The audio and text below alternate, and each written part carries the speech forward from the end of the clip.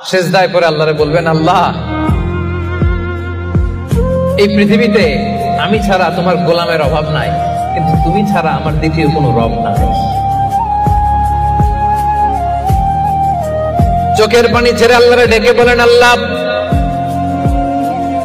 এই জমিনে আমি ছাড়া তোমার গোলামের কোনো অভাব নাই, কিন্তু তুমি ছাড়া দ্বিতীয় কোনো রব আমার নাই, তুমি ছাড়া দ্বিতীয় কোনো জায়গায় চাওয়ার সুযোগ আমার নাই।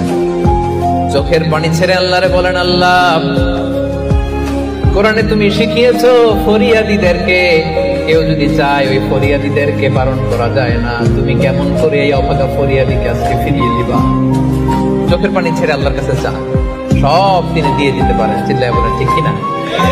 গোটা বিশ্বের সবাই আমাদের যার যা লাগবে সব যদি আল্লাহর কাছে চাই, আল্লাহ যদি সবাইকে সবকিছু দিয়ে দেয়, আল্লাহ বলে আমার ক্ষমতার 1 ইঞ্চিও কমবে না। চিল্লায় বলেন ঠিক কিনা?